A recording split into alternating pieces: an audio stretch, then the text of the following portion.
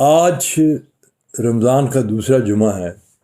اللہ تعالیٰ کے فضل و کرم سے روزے بڑے اچھے گزرے ہیں۔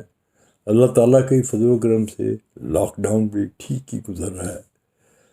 دعا ہے کہ اللہ تعالیٰ ہمیں اس آفت عظیم سے بخیر و عافیت نکالے۔ میں آج اپنے بارے میں کچھ کہنا چاہتا ہوں۔ لائٹ موڈ میں ہوں۔ ایکچولی میرے پاس بہت ساری باتیں کہنے کے لیے آج وقت نہیں ہے، وہ آئندہ کرتا رہوں گا، لیکن آج میں اپنے بارے میں کہنا چاہتا ہوں۔ کل پرسوں کی بات ہے، میری بات ہو رہی تھی اپنے بیٹے آفتاب اکبر سے۔ وہ بہت اچھا شاعر ہے۔ میں نے اس کی شاعری کی تعریف کی تو وہ شرما گیا۔ میں اسے ہمیشہ ایک اچھا ہیومرسٹ سمجھتا تھا، وہ ہے۔ اس نے بہت اعلیٰ قسم کی ٹی وی سیریلس بھی پروڈیوس کی ہیں۔ میرا ایک ناول کاغذ کے پھول اس نے سیریلائز کیا جو ہٹ ہوا۔ وہ اچھی سیریلس پروڈیوس کرنے کے لیے بڑا نام پیدا کر چکا تھا، لیکن پھر اس نے یہ فیلڈ چھوڑ دی۔ اس نے کہا کہ یہاں مجھے بڑی گھن آتی، یہاں کا ماحول میرے لیے اچھا نہیں ہے۔ اس کا شاعری کی طرف جی چلا گیا۔ اس نے شاعری شروع کی تو اطباف ابرق کے نام سے۔ میں نے دیکھا ہے، میں خود بھی ماضی میں ایسا ہی کرتا تھا کہ کچھ لوگ اکثر بڑے میں کچھ بھی نہیں، بہت زیادہ کرشن چندر کا ایک بھائی مہندر ناتھ اور خود کرشن چندر ایک فرضی نام کے پیچھے چھپ کر لکھا کرتا ہے شروع میں، یعنی حوصلہ نہیں ہوتا تھا اپنے آپ کو سامنے لانے کا۔ تو غالباً یہ ایک سائیکالوجی ہوتی ہے، نام کے پیچھے چھپ کر آپ خوب کھل کر کہہ سکتے ہیں، کھل کر بول سکتے ہیں، کھل کر لکھ سکتے ہیں۔ میں نے بھی بہت لکھا شاہد سلیم کے نام سے، لیکن اطباف ابرق نے جو نام پیدا کیا وہ ناقابل یقین ہے۔ آفتاب میرا بیٹا ایک بہت اچھا شاعر ہے، وہ ایک اچھا انسان بھی ہے، ایک کامیاب کاروباری آدمی بھی تھا، اب بھی ہے۔ میں اس پر فخر کرتا ہوں۔ حقیقت یہ ہے کہ میں خوش قسمت باپ، میرے تینوں بیٹے انعام اکبر، ندیم اکبر، آفتاب اکبر باکمال لوگ ہیں۔ انہوں نے اپنے اپنے شعبوں میں کمال حاصل کیا، تھے اور ہیں تینوں میرے ہی شعبے میں۔ ایڈورٹائزنگ ان کی بنیادی تربیت ساری ایڈورٹائزنگ میں ہوئی ہے۔ میں ایڈورٹائزنگ کا پروفیشنل تھا، یہ بزنس مین بن گئے۔ انہوں نے اس کو معراج تک پہنچایا۔ میں ایک پروفیشنل تھا، میں یہ کہوں گا کہ آپ جسے ٹیکنوکریٹ کہتے ہیں۔ میں آیا ہی اس لیے تھا، مجھے ہاشمی صاحب اورینٹ میں لے کر گئے اس لیے تھے کہ ان کے خیال میں بہت اچھا کاپی رائٹر تھا، میں بہت اچھے کانسیپٹ کریٹ کرتا تھا، اور ایسا ہوا بھی۔ میں نے اورینٹ کے لیے آتے ہی 2 بڑے اکاؤنٹ لیے۔ ایک تو ان میں ویٹس اینڈ میئرس زمانے میں تھا، اس کے علاوہ پھر آئیڈینٹی کارڈس کی کیمپین میں نے لانچ کی تھی، اور میرا آئیڈینٹی کارڈ شاید شروع میں چند لوگ تھے جن کا آئیڈینٹی کارڈ بنا تھا، ان میں میرا بھی تھا۔ پر یہ کہانی تو بڑی لمبی ہے۔ میں اپنے بیٹوں کے بارے میں کہہ رہا تھا۔ انعام نے پاکستان کی سب سے بڑی ایڈورٹائزنگ ایجنسی بنانے کا اعزاز حاصل کیا۔ یہ میرا ڈریم تھا ایک زمانے میں، کیونکہ میں ہاشمی صاحب ہمیشہ ان کی ایجنسی جو تھی نا ٹاپ کرتی تھی، میرا بھی ڈریم تھا، لیکن میں ایک ڈفرینٹ قسم کا ایڈ مین تھا۔ میرے نزدیک اب آپ اندازہ لگا لیں کہ جس مڈاس کو میں نے آگے بڑھایا اس میں کیسے کیسے لوگ تھے۔ شعیب ہاشمی، سلیمہ ہاشمی، عظمیٰ گیلانی، آصف رضا میر، منو بھائی، نوید شہزاد، توقیر ناصر، اور میں کئی نام تو میں بھول گیا، اصغر ندیم سید، اور پھر سب سے بڑھ کر ادریس، محمد ادریس، یہ ایک بڑا نام تھا جب ہم کالج میں پڑھا کرتے تھے بہت بڑے ڈبیٹر کا نام ادریس تھا، اور یہ وہی ڈبیٹر پاکستان ٹائمز کا چیف ایڈیٹر بنا، اور اس چیف ایڈیٹر نے مڈاس میں شمولیت بھی اختیار کی۔ پھر جب بے نظیر بھٹو واپس آئیں تو وہ واپس پاکستان ٹائمز چل گئے۔ مجھے یاد ہے میں اسلام آباد میں تھا، ادریس نے مجھے فون کیا، اکبر تم آؤ پاکستان ٹائمز، ان لوگوں کو بتاؤ جو میرے ساتھی ہیں کہ جرنلزم کیا ہوتی ہے، میں نے تم سے بہت سیکھا۔ میں ہنس پڑا، میں نے کہا ادریس آپ ہمارے ہیرو تھے، آپ مجھ سے کیا سیکھتے؟ کہتے نہیں سچ ہے اکبر، میں نے تمہارے ساتھ رہ کر بہت کچھ سیکھا۔ بہرحال یہ اس کا بڑا پن تھا، وہ چند ہی دنوں بعد وہ فوت ہو گئے۔ بہرحال یہ میں اپنی داستان بیان اس لیے کر رہا ہوں کہ لوگ مجھے جان جائیں، اور اس کے پیچھے ایک مقصد ہے، کیوں چاہتا ہوں کہ لوگ جان جائیں۔ اب میں نے اپنے بیٹوں کا ذکر تو کر دیا، اپنی بیٹی کے بارے میں کچھ کہتا جاؤں۔ میری بیٹی نے مجھے سب سے زیادہ سرپرائز دی۔ وہ مائنڈ سائنسز میں اس نے ڈگری حاصل کی، چھپ کر مجھ سے امریکہ گئی، وہاں سے واپس آئی، اور مجھے پتہ لگا کہ وہ مائنڈ سائنسز میں پریکٹس کرتی ہے۔ مجھے بڑی خوشی ہوئی، میرا سر فخر سے بلند ہو گیا۔ بیٹی سے مجھے ویسے بھی پیار تھا، 3 بیٹوں کے بعد پیدا ہوئی تھی۔ اب میں یہ کہوں تو غلط نہیں ہوگا کہ میرے تینوں بیٹے میرے وارث نہیں ہیں، وہ خود اپنے وارث پیدا کر چکے ہیں۔ میری وارث میری بیٹی ہے۔ یہ کہتے ہوئے مجھے پتہ ہے میرے بیٹے بھی خوش ہوں کہ وہ اپنی بہن سے بہت پیار کرتے ہیں۔ تو آفتاب اکبر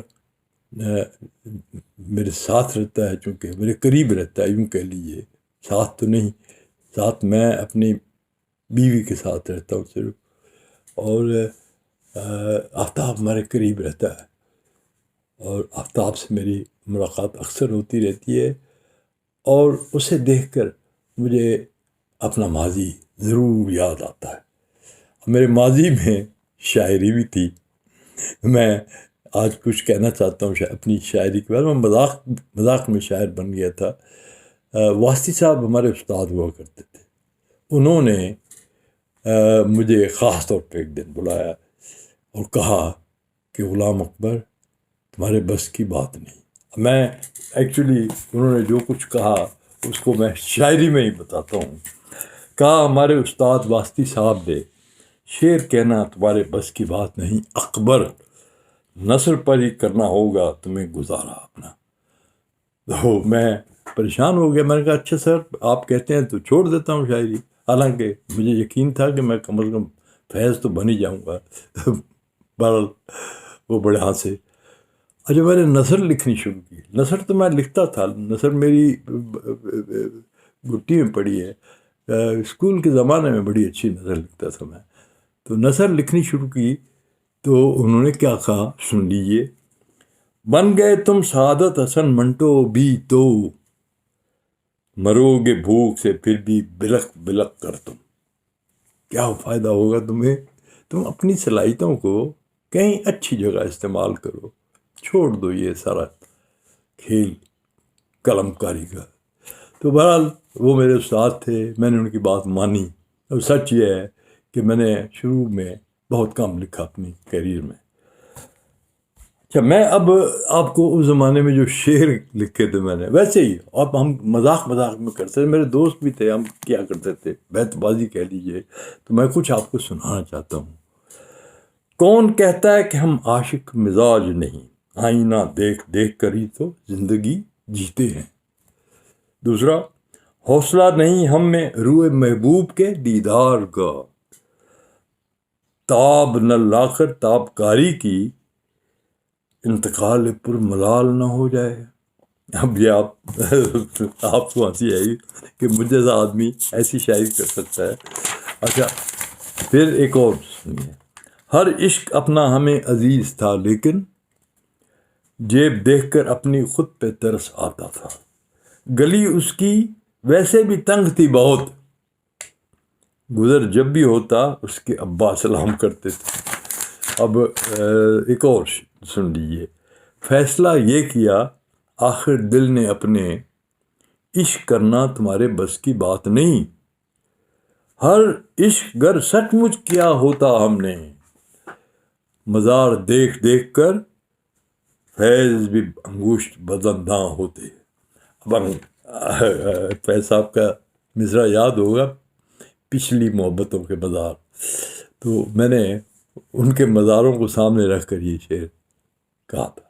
بہرحال وہ دور گزر گیا، میں نے بہت لکھا، نثر بہت لکھی۔ اب میں ایک اور بات بتاؤں، جو میں نے کہا شروع میں کہ آفتاب اکبر اتباع اکبر ابرق کے نام کے پیچھے کیوں چھپا، میں بھی چھپا تھا شاہد سلیم کے نام کے پیچھے شروع میں۔ اچھا، آپ یقین کریں کہ شاہد سلیم اتنا مقبول رائٹر تھا 1960s کا، لیٹ 60s کا اور 70s کا، کہ میں اس سے جیلس ہو گیا، بہت جیلس ہوا کہ کتابیں ہٹ ہوئیں۔ یہ جو سیریز ہے نا، آپریشن الفتح، operation Beirut, operation Baghdad, operation افغر، یہ ان کے نام بھی میں نے بعد میں تبدیل کیے کچھ، ایک غداروں کا نشیمن، خون کا دریا، یہ سب اس زمانے میں۔ اور پھر میں نے ایک ناول لکھا، محبت ہے محبت، پھر ایک محبت مر نہیں سکتی، ایک اور ناول لکھا، یہ سارے شاہد سلیم کے نام سے میں نے اس زمانے میں لکھے۔ پھر میں نے یہ ناول بھی جس بعد میں سیریلائز کیا اپنے آفتاب نے، کاغذ کے پھول، یہ بھی اسی زمانے میں میں نے لکھا تھا، اور میرا ارادہ کسے چھاپوں گا شاہد سلیم کے نام سے، لیکن غلام اکبر کے نام سے میں نے نہیں لکھا اس زمانے میں۔ ایک ناول آنسوں کی وادی میں نے لکھ کر رکھ لیا تھا، وہ بعد میں شائع ہوا اور ہٹ ہوا، وہ میرے اپنے نام سے چھپا۔ پھر میرے نام سے میں وزیر اعظم نہیں بنوں گی، لہو لہو مٹی، اور بھی کئی کتابیں چھپی۔ اب میں اس تفصیل میں نہیں جانا چاہتا، کہنا میں یہ چاہتا ہوں کہ میں جیلس ہو گیا تھا بہت شاہد سلیم سے، آخر میں نے اسے دفن کر دیا۔ آدمی بہت جیلس ہوتا ہے، لیکن میں یہ کہوں گا کہ میں نے اپنے ساتھ جو لوگ رکھے، اپنے سے بظاہر وہ بڑے قد کے لوگ تھے، مجھے کبھی جیلسی نہیں ہوئی، یہ ایک اچھی بات ہے میرے اندر، آپ اسے اپریشیٹ کر سکتے ہیں۔